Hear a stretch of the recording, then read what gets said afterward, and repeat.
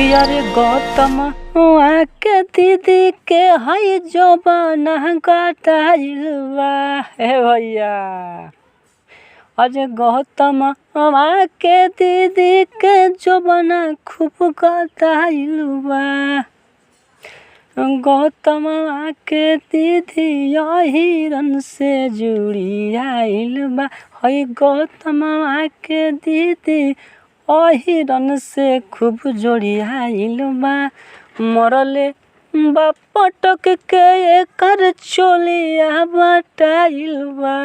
ए भैया अरे मरले बा पटक के एकर चोलिया बटाइल बा।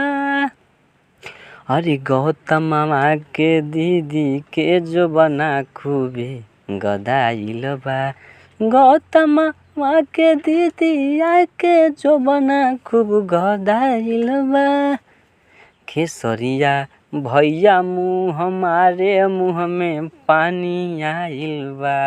ये भैया खेसारी भैया मुँह हमारे मुँह में पानी आइल बा। हई गौतम के दीदी के जो बना खूब गदाइल बा।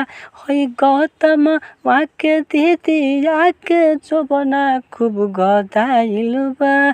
तो भैया इस गौतम समरा गौतम की मारिए धक्का-धक और इस वीडियो को ज़्यादा शेयर करें और लाइक करें और कमेंट करें।